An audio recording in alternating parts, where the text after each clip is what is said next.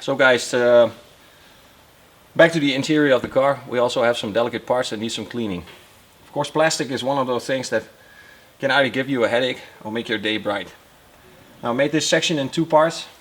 Of course, to make the end results more awesome, I'm going to use the heavily contaminated part as the demo part, and this part just to show how awesome Ductile is. In this case I'm going to use the dilution of 1 to 20 that's specialized for interiors.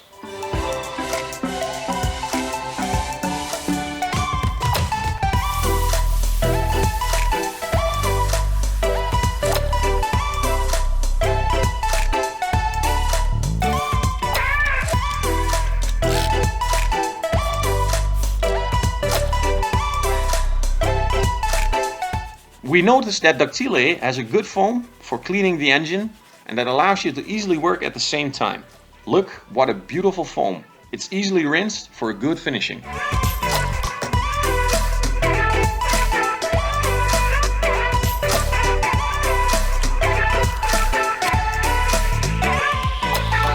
The finishing is dry, and despite its ability to remove dirt, Ductile leaves no residue whatsoever. This is one of the characteristics of Ductile on plastic parts.